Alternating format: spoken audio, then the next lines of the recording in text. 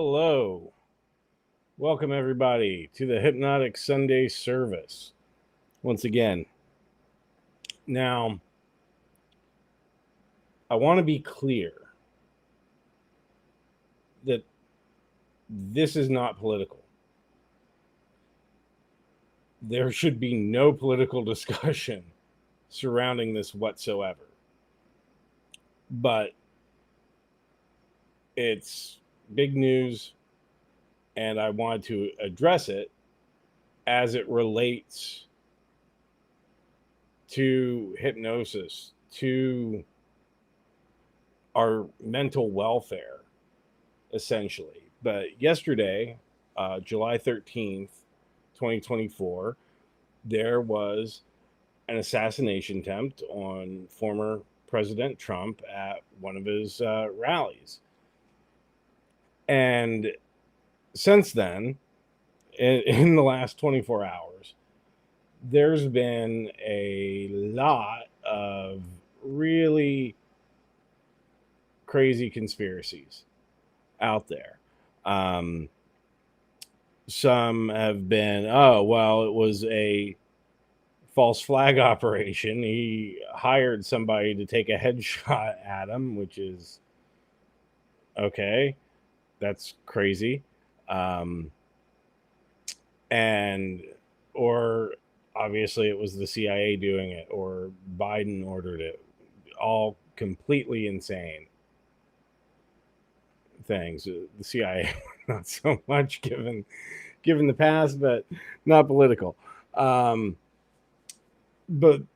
then on the other side, I've seen stuff that has been like, oh, well, this guy was a sleeper agent or something. He was hypnotized into doing it, like a Manchurian Candidate. And this movie, like Long Legs or something, was like basically this guy's MK Ultra Manchurian Candidate assassination trigger, which is mind-bogglingly stupid. So, was the Trump shooter hypnotized to be an assassin, to try to assassinate the former president? No. But, and you know, there's always a but. So, we live in, especially in America right now, a very divided country. Especially when it comes to politics, people get incredibly emotional. It means a lot to them. And when you have an attachment to something, yeah, you get very emotional. And we also live in a highly polarized world. And I've talked about this before with social media, why I don't like social media. And why I think we need to be very, very careful with it is it's designed to spike our emotions for better or for worse, whatever that may be. It operates on being polarizing. It is not a bug, it's a feature. Because if something makes you angry, you're going to click on it, you're going to engage with it, you're going to respond to it. If something makes you happy, you're going to share it, you're going to respond to it, you're going to engage with it. Both ends of the spectrum. And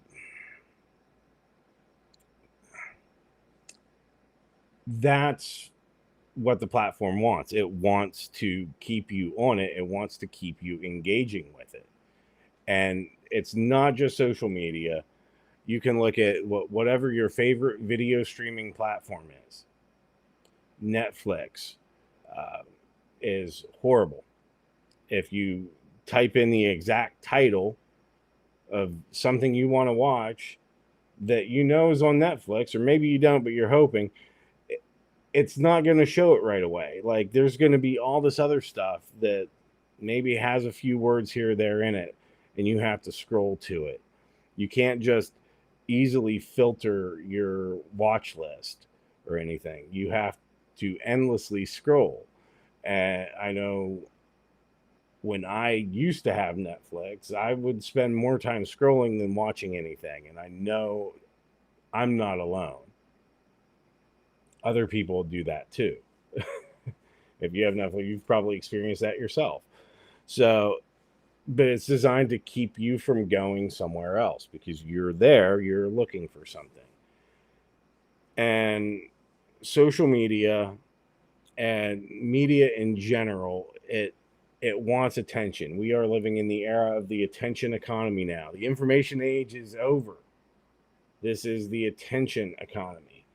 And our attention spans are getting shorter and shorter by the day. Now, because of this demand for our eyes to stop the scroll, you need something that's going to catch people's attention, that's going to keep people's attention. Oh, why, look at the title here. That's attention grabbing, is it not? I clickbaited you. I'm sorry, but trust me, this is going to be interesting. If you stick around with it, you might learn something. Or not. But maybe you'll be entertained. Either way.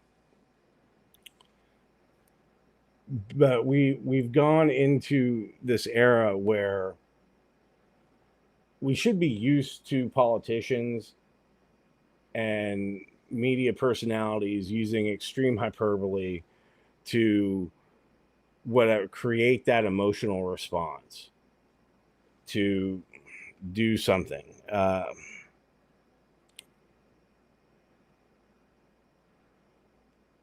Create a reaction, even if it's just engaging with their platform, even if it's just sharing like these clips around, where it's done deliberately to do that. And it's not just in the news media. I like entertainment in general, I think, has gotten really bad at this, where they're chasing engagement on like TikTok and social media thing more than they are focused on actually making a product that people want to watch.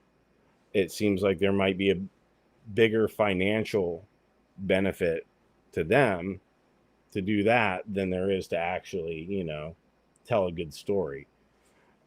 But I'm getting off topic a little bit here. Going back to that, what we have is a lot of, for the last 9 years, and it's hard to believe it's been that long that I've had to hear about all this crap day in, day out, even though I don't want to. It's just ever present. But for 9 years, you've had Trump is a threat to democracy. Trump is going to destroy America. Trump is going to cause World War III. Trump is going to put all of his political enemies or whatever into death camps. All of this stuff. And Trump himself has used a lot of, hyperbole in his rhetoric to get his fan base passionate, to rally them to get out the vote. I mean, like, this is what's done. It's just gotten worse because once you start playing that game of needing to grab attention, like, you have to keep upping the stakes. It's never a straightforward, simple sort of thing. You can't just lay things out. It doesn't grab attention. It doesn't create an emotional response. It doesn't deliver the message well. Now, I've talked about this before. There are two things that really impress an idea into the subconscious mind, and that's repetition and emotion. So for the last 9 years, we've been hearing Trump is a threat to democracy. Trump is going to destroy America. XYZ on one side. Trump is okay. The communists are taking over. Blah, blah, blah from the other side. Always ramping up. Then there's the idea of, this is an academic term, but people started using it, I don't know when, in the last couple of years, maybe like 2018. But and excuse me for pronouncing it wrong, stochastic terrorism. And this is something that's defined as violence committed by an attacker who, through acting on personal volition, is inspired by language demonizing the target.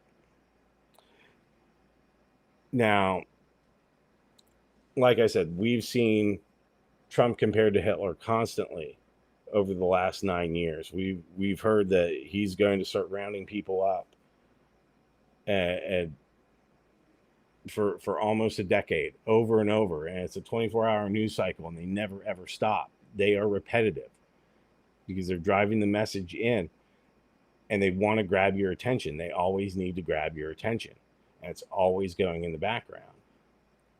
Even if you're not actively paying attention, repetition and emotion causes it to sink in. And I don't care if you're watching Fox News or if you're watching MSNBC, whatever that message is that each one is doing, it's going in over and over. Now, I'm bringing all this up, and the way it relates to hypnosis is there is so much misunderstanding about what hypnosis is and what we do. And a lot of the time, as a hypnotist and talking to people, it's spent demystifying it, explaining things. And the biggest thing, oh, is it mind control? Oh, can you brainwash me? No, it doesn't work like that. You can't be made to do anything against your will with hypnosis. So no, the Trump shooter was not hypnotized to be an assassin. Was that idea put in where, because we have a lot of seriously mentally ill people in this country.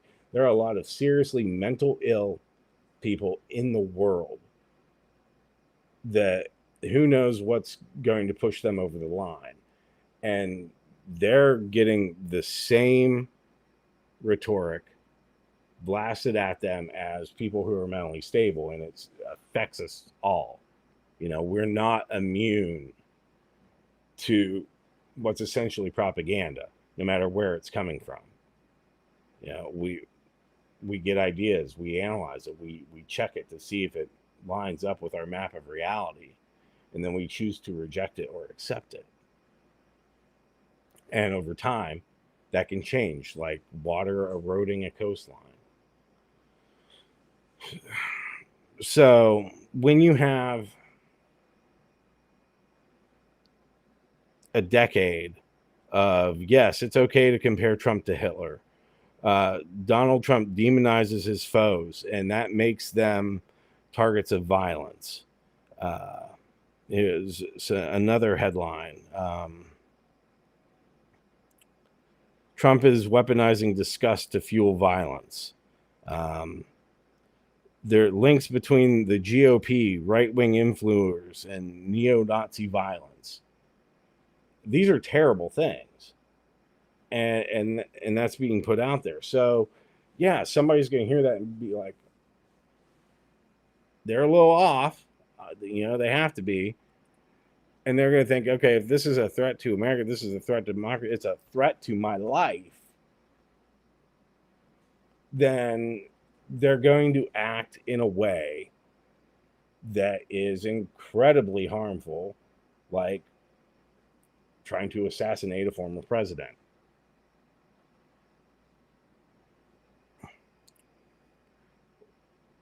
Were they hypnotized? Not necessarily.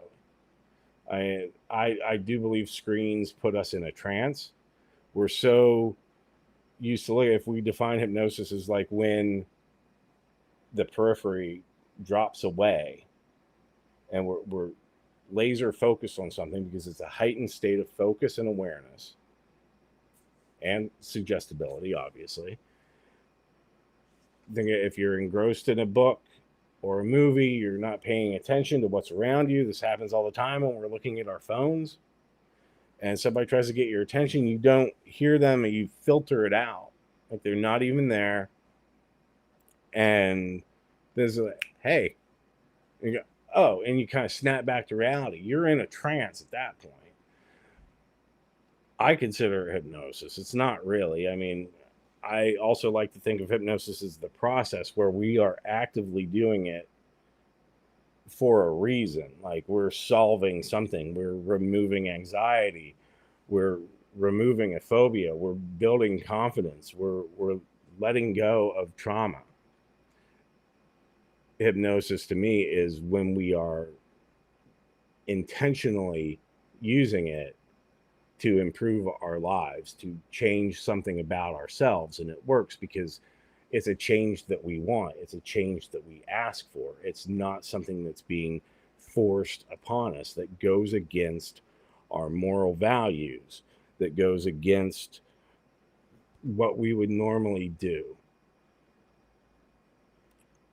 You can't be made to do something that goes against your moral values. I always joke, I'm like, no, if I put you into hypnosis and go, oh, you'll rob a bank and bring me all the money, your mind is going to reject that unless you were already planning on it, in which case that's the first time that would ever happen again. And it's funny, but that's how it really works. But if you get the idea, because keep in mind, our subconscious always is working to keep us safe. The thing that drives all of our behaviors, our best and our worst impulses, the one thing that's behind it, that's much older than our logical, conscious, rational, problem-solving mind, that goes down into that instinctual lizard brain part of our mind, is survival. That drives everything. So if somebody has been getting a message that their life is in danger, that their continued survival is in danger, that the entire world and the country is in danger because of one person, and they're mentally unstable, and they're told this over and over again every day for a decade, that could have an effect. It's not hypnosis, but it can be that straw that breaks the camel's back in somebody who's already mentally unwell.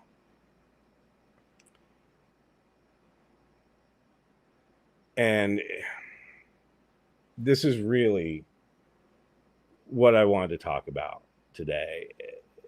Isn't the incident, isn't that event, isn't the media, isn't social media, isn't echo chambers, stochastic terrorism, none of that.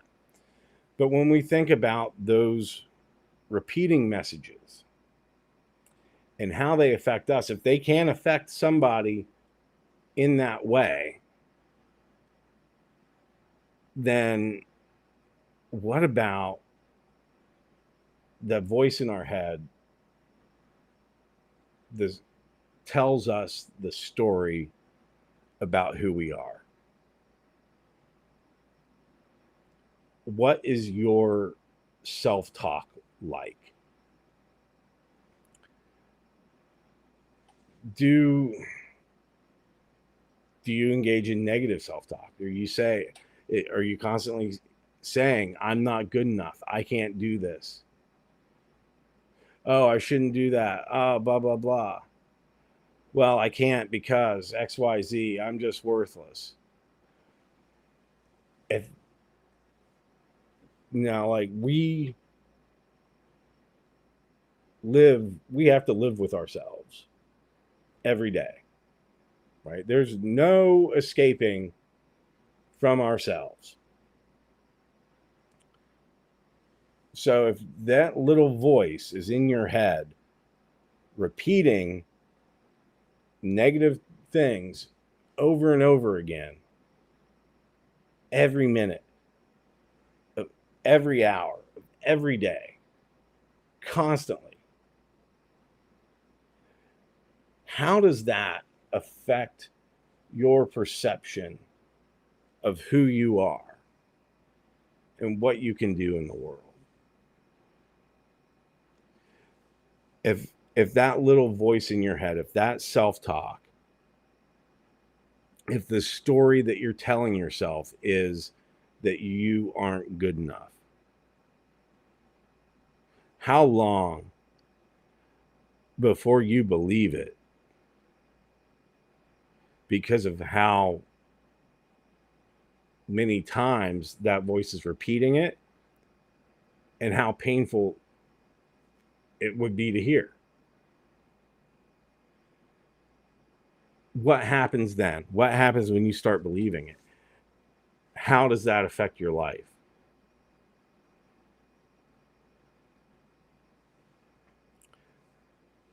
What if the voice said, I am good enough?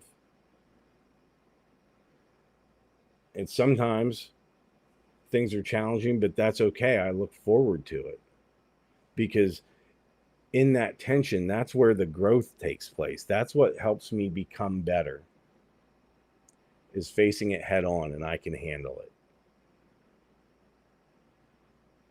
And I'm not going to be bothered by what other people think.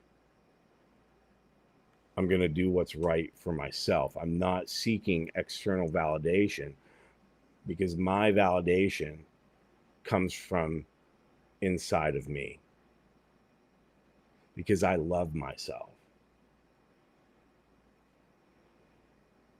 If that inner voice is saying that over and over again, how many amazing things are you going to go out and do in the world?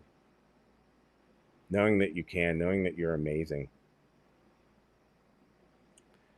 That's what hypnosis does. That is, if we want to say hypnosis is mind control, that is the control of it. Is it helps us change that inner monologue from something that's destructive into something that's constructive. So we can go out in the world and we can live our best lives. As much as I hate that term, we can create value. We can conquer our fears. We go out and we do it, and we live in courage at that point. And everything else just is that suggestion that comes in that we just reject because it doesn't line up with our map of reality, because we are so secure with who we are, and we love ourselves, that we're not going to let external forces take that away from us. At the end of the day, we are the sum of the stories that we tell ourselves. And that's why I think we need to be very careful about what we say to ourselves day in and day out, and how much energy we give to things that don't serve us. in becoming better, in pushing ourselves, in growing more. Now, I'm not saying reject all criticism, not at all. We take it in, but we find what's helpful in that, what helps us grow, and we reject the rest. And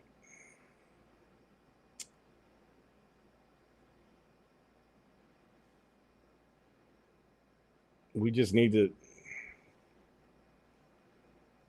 really not let all the negative, cynical shit in the world knock us off our feet and turn us into something that we're really not, because we all have infinite potential and we can get there. It's not always easy, but sometimes it is. Yeah. It's a good life if you don't weaken. That's all for today. I apologize for the clickbait. Sorry, I'm not sorry. I hope it was entertaining or eye-opening to you, and I hope you all have a great week and stay safe out there. And remember, there are no such thing as problems. There are only situations.